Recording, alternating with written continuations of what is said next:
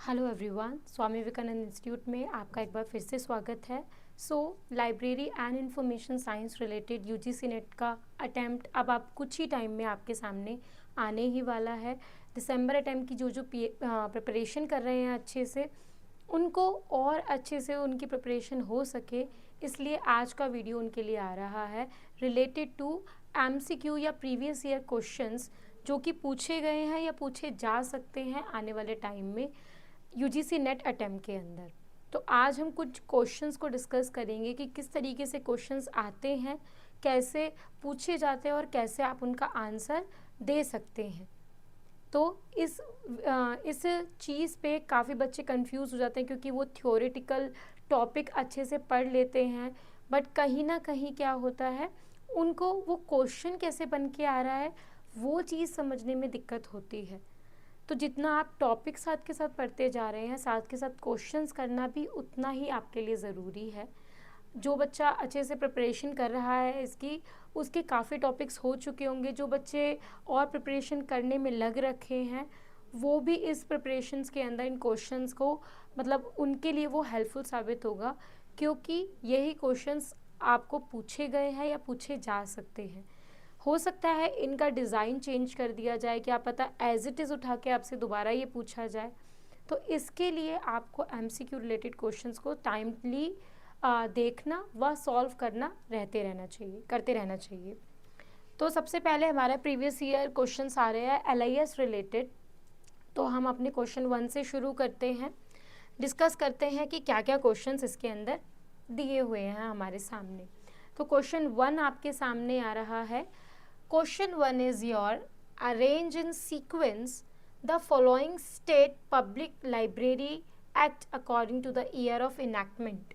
ठीक है, question again मैंने बहुत सारी वीडियोस में प्रीवियस ईयर या फिर जब भी हमने क्वेश्चन सॉल्व करे हैं, एक चीज़ पे बहुत विशेषकर आपको कहा है ध्यान देने के लिए, वो है क्वेश्चन। क्योंकि क्वेश्चन आपसे पॉजिटिव वे में भी पूछा जा सकता है, रिवर्स, नेगेटिव, असेंडिंग, डिसेंडिंग, हर तरीके से पूछा जा सकता है। हमेशा वो असेंडिंग ऑर्डर के अकॉर्डिंगली नहीं पूछा जाएगा, डिसेंडिंग वे में भी पूछा जा सकता है, रिवर्स में भी पूछा जा सकता है। तो अगर वहाँ क्वेश्चन पढ़ने में आपकी ज़रा सी भी भूल होती है तो उस वजह से क्या होता है, वो क्वेश्चन आपका गलत हो जाता है। तो हमेशा ध्यान रखिएगा कि किस तरीके से क्वेश्चन आपसे क्या डिमांड कर रहा है, पॉजिटिव या नेगेटिव। तो यहाँ हमने क्वेश्चन पढ़ा, क्वेश्चन हमें सीधे सिंपल वे में आंसर पूछ रहा है। अरेंज इन सीक्वेंस, यानी सीक्वेंस वाइज लगाइए किसको, फॉलोइंग स्टेट्स को जो कि दे रखे हैं। किसके अंदर, पब्लिक लाइब्रेरी एक्ट है, ये सारे लाइब्रेरी लेजिस्लेशन का पार्ट है। To the year of enactment, जो पहले आया वो पहले लगाइए, उसके बाद जो आया उसके बाद जो आया वो लगा दीजिए। तो सीधा सिंपल क्वेश्चन पूछा जा रहा है, बट क्वेश्चन पढ़ना बहुत ज़रूरी है। हर क्वेश्चन सीधे सिंपल नहीं होते, कभी कभार वो कुछ एक्स्ट्रा चीज़ उसमें ऐड कर सकते हैं। तो कहीं ना कहीं वो आपसे अगर आप उसको पढ़ने में उसको चूक जाओ कि वो नहीं पढ़ पाओ, इस वजह से आपका क्वेश्चन गलत हो सकता है। तो क्वेश्चन को आप ध्यान से पढ़िएगा। ऑप्शंस आपको दे रखे हैं यहाँ पर, A West Bengal, B Orissa, D C Arunachal Pradesh and D Karnataka. तो ये पूछा जा रहा है कि कौन सा पब्लिक लाइब्रेरी एक्ट कब आया, तो उसको इसके ईयर के अकॉर्डिंगली लगाएं। तो अगर देखा जाए इनमें से, तो सबसे पहला एक्ट जो आया था दैट इज़ योर कर्नाटका, जो कि आपको डी ऑप्शन में दे रखा है, कर्नाटका। वो सबसे पहले पब्लिक लाइब्रेरी एक्ट आया था इसके अंदर। स्टार्टिंग में तो तमिलनाडु एक्ट आया था 1948 में, बट इनमें से अगर देखा जाए तो वो कर्नाटका पहले आया था। ठीक है, देन उसके बाद वेस्ट बंगाल आया है आपका, देन बचा उड़ीसा और अरुणाचल प्रदेश। अरुणाचल प्रदेश तो 20s में जाकर आपका आया है, तो वो उसके अंदर नहीं है। उड़ीसा उसके स्टार्टिंग में ही आ गया था, तो उड़ीसा यहाँ पर पहले आएगा अरुणाचल प्रदेश से। उड़ीसा पहले आया and the last one is your Arunachal प्रदेश।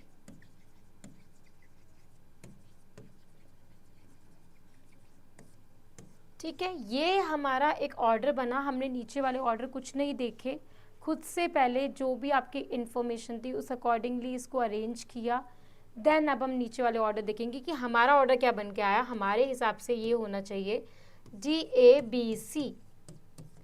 देखते हैं वो मैच कर रहा है किससे, फर्स्ट से ही मैच कर रहा है, DABC। यही हमारा करेक्ट ऑप्शन हो गया। इसके अलावा BADC, CBDA, DBCA आपको दे रखा था, बट हमारा करेक्ट ऑप्शन है DABC, जो कि है कर्नाटका पहले, फिर वेस्ट बंगाल, फिर ओडिशा, फिर आपका अरुणाचल प्रदेश। इस तरीके से एक लाइब्रेरी लेजिस्लेशन का क्वेश्चन हमेशा देखने को मिलता है पेपर में, एक से ज़्यादा भी मिल सकते हैं, बट इस टॉपिक पे क्वेश्चन आता ही है, तो ये आप अपने इम्पॉर्टेंट टॉपिक के अंदर शामिल कर सकते हैं। इस रिलेटेड क्वेश्चंस आपको हर अटेम्प्ट के अंदर देखने को मिलते हैं, तो इसीलिए इसको अच्छे से और अच्छे से प्रिपेयर कीजिए ईयर वाइज, ठीक है। देन सेकंड क्वेश्चन आपका इधर आ रहा है। देन अगेन हम क्वेश्चन पढ़ेंगे, क्योंकि ये तो क्वेश्चन वाइज क्वेश्चन है। अगर देखा जाए तो ये तो क्रोनोलॉजिकल ऑर्डर में लगाने वाला क्वेश्चन था, यहाँ पे सिंपल क्वेश्चन दिया गया है, एक क्वेश्चन और उसके 4 आंसर्स। इस तरीके के क्वेश्चन भी आपको काफ़ी बार देखने के लिए मिलेंगे।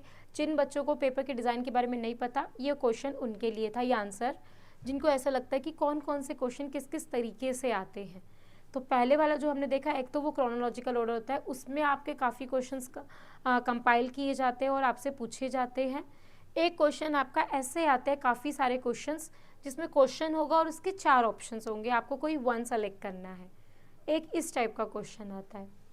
सो देखा जाए, name the Indian librarian who was honoured with the title of Khan Bahadur in 1935 by British government.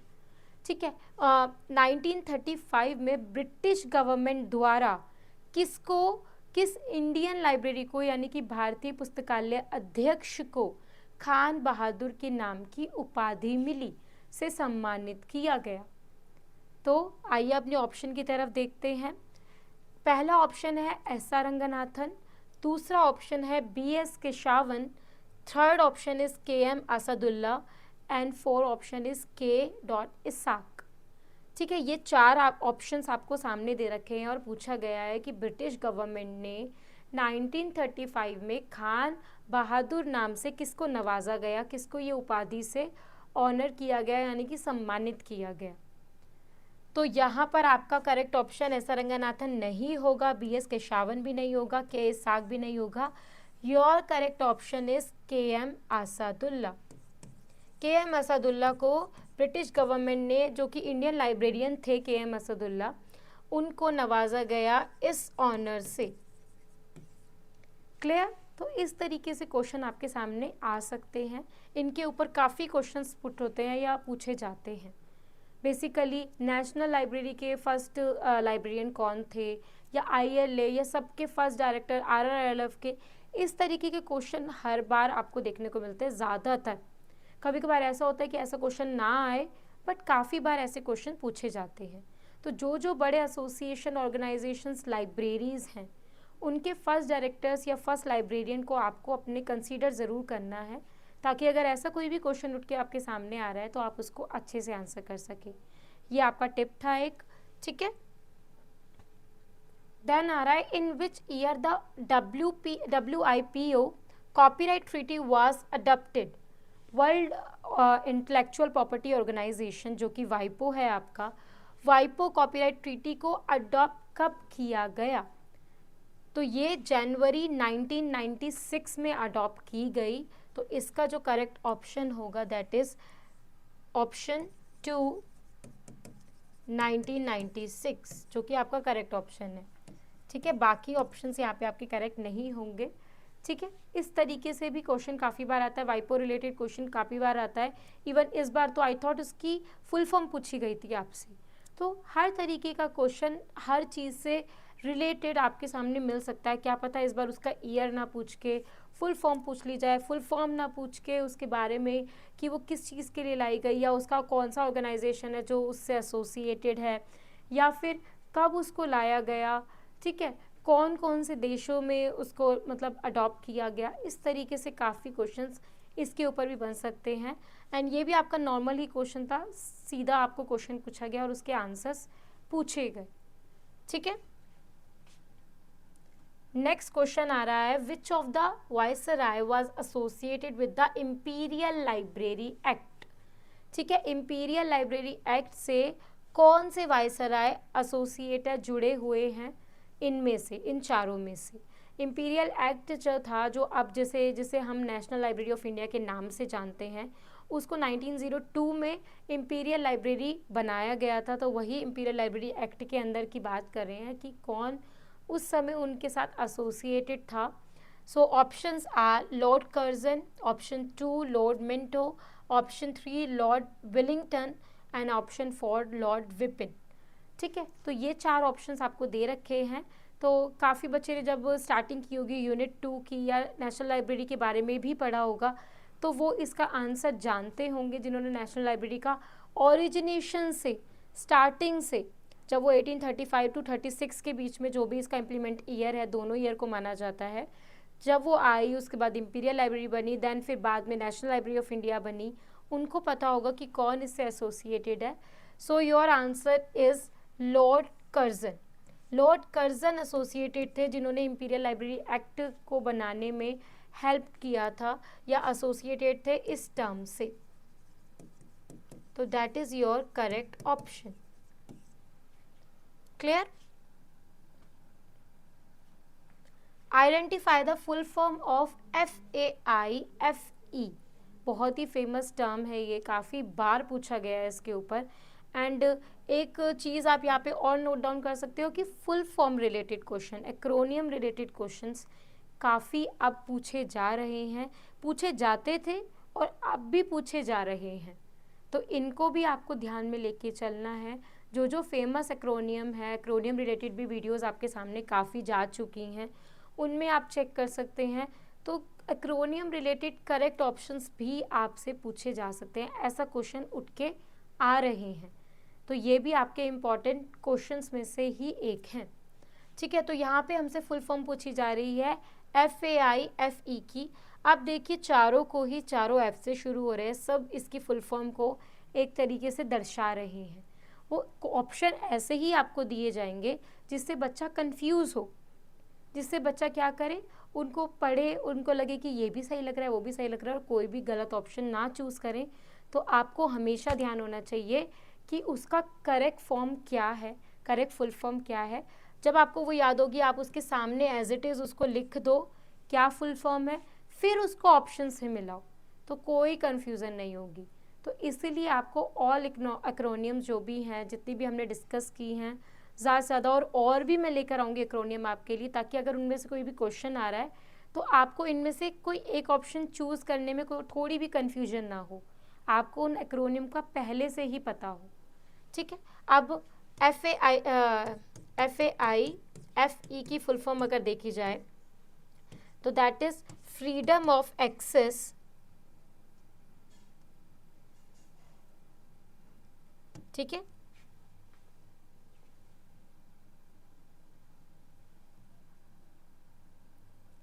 Okay एक सेकेंड, आई थिंक इस क्वेश्चन में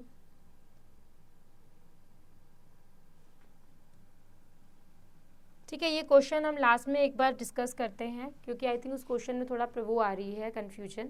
ठीक है, देन फिर मैं उसको डिस्कस करवाती हूँ लास्ट में। नेक्स्ट क्वेश्चन की तरफ बढ़ते हैं।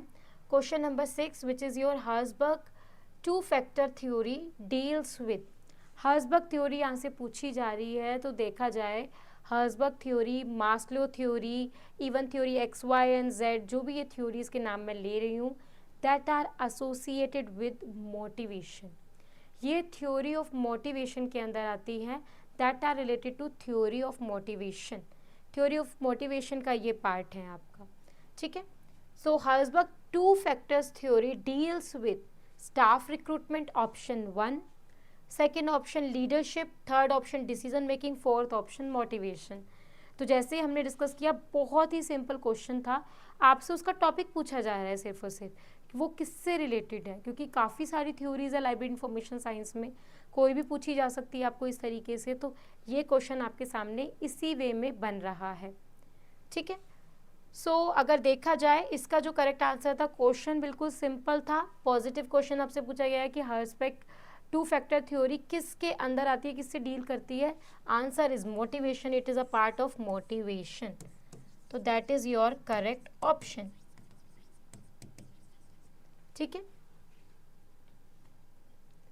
इन ओपन सिस्टम इंटरकनेक्शन या इंटरकनेक्ट ओएसआई मॉडल, ठीक है, उसके बारे में क्वेश्चन आ रहा है कि the layer between network and physical layer is, इन दोनों के बीच में कौन सी आती है? बच्चों को लगेगा कि ये क्वेश्चंस काफ़ी बच्चों को पता होगा कि 7 लेयर कौन कौन सी है, बट मैं आपको एक बार बता देती हूँ कि क्या 7 लेयर्स इन्वॉल्व होती है ओएसआई मॉडल में। सबसे पहले आती है आपकी फिजिकल लेयर, ठीक है, उसके बाद आती है आपकी data link layer, second layer, third layer आती है आपकी नेटवर्क, फोर्थ लेयर आती है आपकी ट्रांसपोर्ट,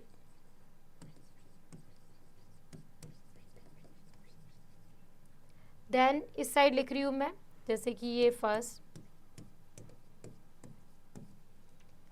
फिफ्थ लेयर आती है आपकी सेशन लेयर, सिक्स्थ आती है आपकी प्रेजेंटेशन, एंड सेवेंथ आती है आपकी एप्लीकेशन लेयर। ये सारी लेयर्स को मिलाकर ओएसआई मॉडल प्रिपेयर किया गया है, और इसके ऊपर भी क्वेश्चंस काफ़ी बार आता है, आपसे मैचिंग क्वेश्चन काफ़ी बार पूछे जाते हैं। लेयर के नाम दे दिए जाते हैं एक साइड पर, और एक साइड पर उसकी डेफिनेशन दी जाती है, कोई भी 4 या 5 लेयर्स का। ठीक है, यहाँ पे ही थोड़ा सा अलग क्वेश्चन आपके सामने आया है, इजी एक तरह से देखा जाए तो। ओएसआई मॉडल के अंदर कौन सी लेयर आ रही है, किन के बीच में? फिजिकल लेयर के बीच में और नेटवर्क लेयर के बीच में। अब आपके सामने जब ये 7 लेयर्स दिख गई है तो आपको आंसर मिल गया होगा, और जो पहले से ही जानते हैं 7 लेयर के बारे में उनको तो आंसर पता ही होगा। फिजिकल लेयर पूछा गया है, फिजिकल लेयर और नेटवर्क लेयर के बीच में कौन सी लेयर है, तो क्या दिख रहा है आप लोगों को? Yes, data link layer. तो यहाँ पे आपका जो आंसर होगा डाटा लिंक। ठीक है, बाकी ट्रांसपोर्ट, एप्लीकेशन, प्रेजेंटेशन यहाँ पे आपका आंसर नहीं होगा। ठीक है, ये 7 लेयर्स आप लिख सकते हैं, सो दैट आपको अगर इसी तरीके से कोई और भी पूछा जा सकता है कि ट्रांसपोर्ट और प्रेजेंटेशन के बीच में कौन सी है, तो आंसर इज सेशन। ऐसे क्वेश्चन भी आ सकते हैं, तो आपको पता होना चाहिए पहली कौन सी है, फिर दूसरी, तीसरी, चौथी, पांचवी, छठी एंड देन सातवीं। 7 लेयर कौन कौन सी है, क्योंकि अगर गलती से भी आप इसमें आगे पीछे करेंगे तो आपका क्वेश्चन का जो भी आंसर है वो गलत हो सकता है। ठीक है, इसी वे में आपको इसको लर्न करना है। First is physical, second is data link, third is network, fourth is transport, fifth is session, sixth is presentation, seventh is application layer. ठीक है, then which of the following concepts are related to each other, इन चारों में से कौन से concept ऐसे हैं जो आपस में मिलते जुलते हैं, एक दूसरे के पार्ट हैं। ये चीज़ भी हम पढ़ चुके हैं। पहले हम ऑप्शंस पे देख लेते हैं कि हमसे क्या पूछा जा रहा है। क्वेश्चन तो सिंपल था कि वो पूछ रहा है कि कौन से कॉन्सेप्ट आपस में मिले जुले हैं, एक तरह से रिलेटेड हैं। ऑप्शन ए है आपका unity of command, option B है factor of planning, option C है aspirate the crops, and option D है मैनेजमेंट बाय ऑब्जेक्टिव। देखा जाए तो चारों ही किसका पार्ट है? लाइब्रेरी मैनेजमेंट यूनिट 6 का, बट कोई दो इसमें आपस में एक दूसरे के साथ आते हैं, यानी कि किससे रिलेटेड है? Principles of management given by Henry Fayol. जो 14 प्रिंसिपल्स हेनरी फेयोल ने दिए तो उसमें से 2 प्रिंसिपल्स यहाँ दे रखे हैं, aspirate the crops and unity of command. तो ये दोनों आपस में रिलेटेड है। Factor of planning different part है, और एमबीओ यानी management by objective is the different one. तो यहाँ पर ये दोनों चीज़ें आपस में जुड़ी हुई है, तो आंसर आपका बनेगा A N C. A N C आपको दे रखा है सेकेंड ऑप्शन में, A N C R correct, तो यही आपका करेक्ट ऑप्शन होगा। ठीक है, प्रिंसिपल ऑफ मैनेजमेंट आपको पता होगा, जब बच्चों ने पढ़ा होगा, या इस रिलेटेड भी वीडियो आपके सामने जा चुकी है, आप प्लेलिस्ट में चेक कर सकते हैं। वहाँ पे पूरे 14 प्रिंसिपल्स मैंने आप सबको पढ़ाए थे। उसी के 2 प्रिंसिपल्स यहाँ पे दिए गए और पूछा गया कि इन चारों में से कौन आपस में मिलते जुलते हैं। तो वो दोनों प्रिंसिपल आपस में एक ही चीज़ का पार्ट है, तो वो ही हमारा आंसर हो गया। ठीक है, नेक्स्ट क्वेश्चन आ रहा है, which of the following organisation are associated with the development of public libraries. ठीक है, which of the following organisation are associated with the development of public library, इनमें से कौन सी एसोसिएशन या ऑर्गेनाइजेशन है जो कि किसके डेवलपमेंट में हेल्पफुल है, यूनेस्को, RRLF या फिर इन्फ्लिबिनेट, DRTC। पब्लिक लाइब्रेरी के लिए पूछा जा रहा है कि इन चारों में से कौन सी पब्लिक लाइब्रेरी के डेवलपमेंट में ज़्यादा काम करती है या उससे ज़्यादा एसोसिएटेड है, ज़्यादा उसके लिए हित के बारे में सोचती है। तो पब्लिक लाइब्रेरी रिलेटेड अगर कोई ऑर्गेनाइजेशन इनमें से दिया गया है तो वो कौन कौन है, ये हमें बताना है। ठीक है, नॉर्मल क्वेश्चन पूछा गया है, ये नहीं पूछा गया कि कौन सा नहीं है। पॉजिटिव ही क्वेश्चन है, पूछा ही गया है कि हाँ कौन सा है, हमें वही बताइए। तो ऑप्शंस में है ए यूनेस्को, ऑप्शन बी है RRLF, ऑप्शन सी है इन्फ्लिबिनेट, ऑप्शन डी है DRTC। ठीक है, यूनेस्को, RRLF यानी कि राजा राम मोहन रॉय लाइब्रेरी फाउंडेशन, इन्फ्लिबिनेट, ठीक है, लाइब्रेरी नेटवर्क, DRTC, ठीक है, ये आपका रिसर्च एंड ट्रेनिंग सेंटर है। ठीक है, सो ये सब चीज़ में से पब्लिक लाइब्रेरी कौन रिलेटेड है, तो अगर देखा जाए तो एसोसिएशन यहाँ पे हमें दिख रहे हैं जो कि रिलेटेड है पब्लिक लाइब्रेरी डेवलपमेंट या उससे ही, जो उसके बारे में काम करते हैं, उसके चीज़ों के बारे में, उसकी पॉलिसीज़ प्रिपेयर करने के लिए देखते हैं ध्यान। देखा जाए तो यूनेस्को जो कि पब्लिक लाइब्रेरी मैनिफेस्टो लेकर आया था, तो वो भी एसोसिएटेड है पब्लिक लाइब्रेरीज से। RRLF भी सारी चीज़ें पब्लिक लाइब्रेरी रिलेटेड पब्लिसीज या एक्सटेंशन सर्विसेज लेकर आना, ये सारे काम करते हैं। तो ये दोनों हमारे करेक्ट ऑप्शन हो जाएंगे इस क्वेश्चन के लिए, A एंड B। पहला ही ऑप्शन निकल गया A एंड B, जो कि हमारा करेक्ट ऑप्शन था। ठीक है, ये स्पेशल लाइब्रेरीज या लाइब्रेरी साइंस का पार्ट के अंदर आ जाएंगे कि that are not properly related to public libraries. Library network है, information services, reference services provide करने का काम है।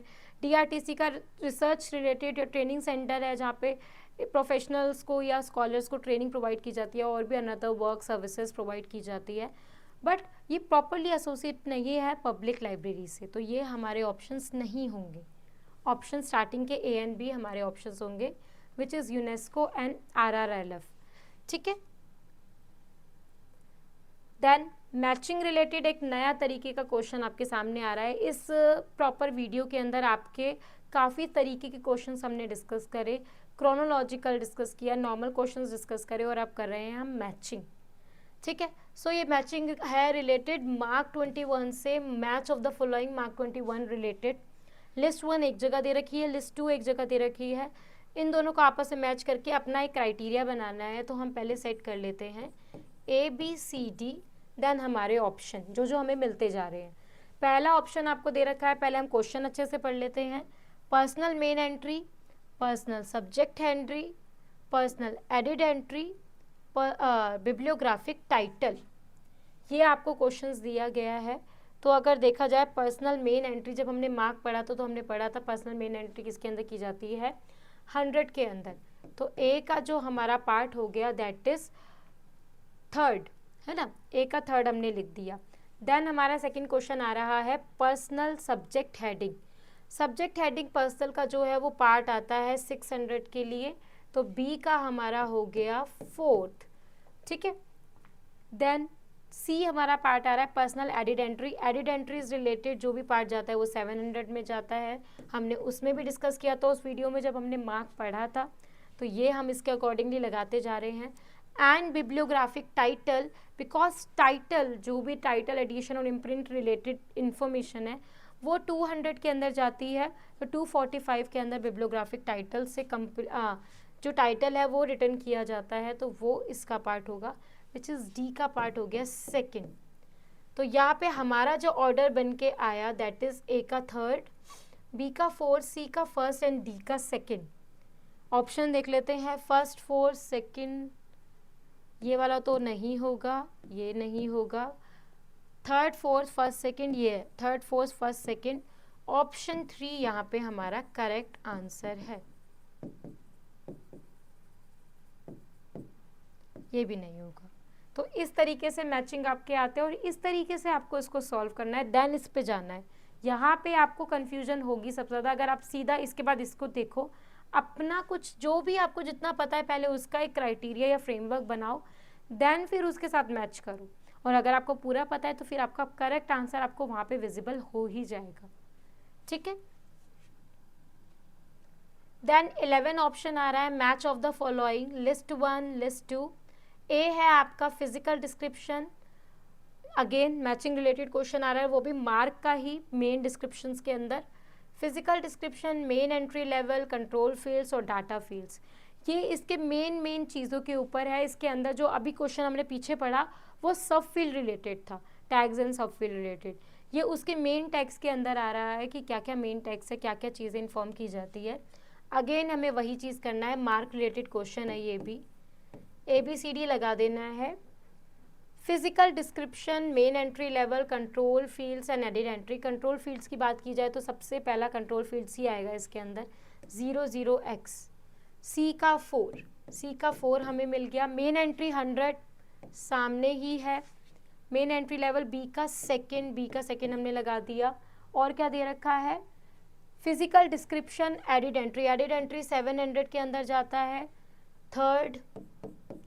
और बचा फिजिकल डिस्क्रिप्शन भी सामने था 3XX के अंदर, जब फिजिकल डिस्क्रिप्शन या GMD एरिया है वो आपका A का फर्स्ट, B का सेकेंड, 3C का 4 एंड D का 3rd।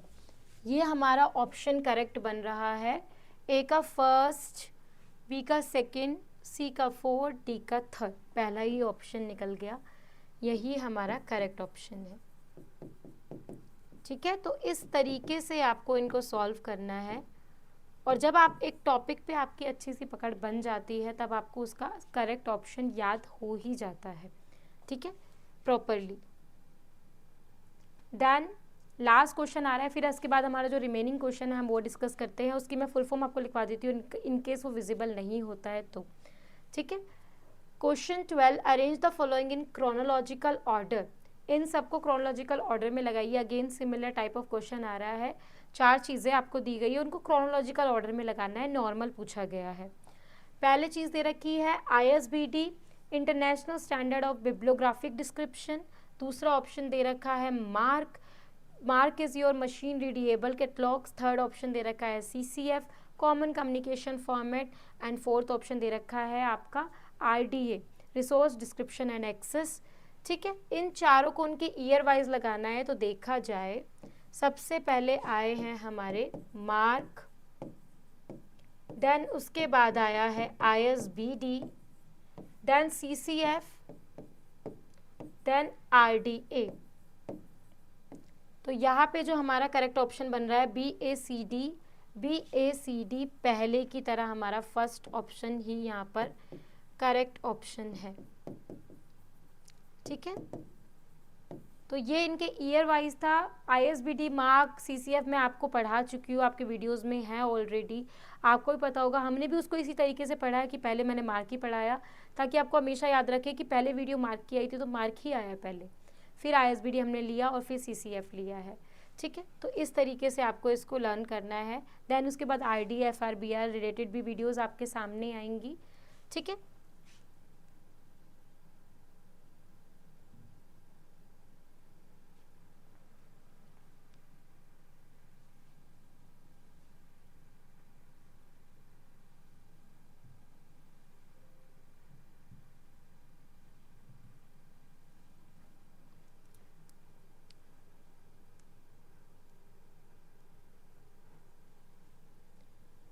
ओके, तो ये हमने डिस्कस किया था। हाँ जी, ये क्वेश्चन आपका अभी रिमेनिंग रह गया था, उस पर कुछ इशू आ गया था, एट टाइम बोर्ड वर्क नहीं कर रहा था। ठीक है, यस, नाउ इट्स वर्किंग। हम इसकी डेफिनेशन लिख रहे थे FAIFE की। ठीक है, which is freedom of access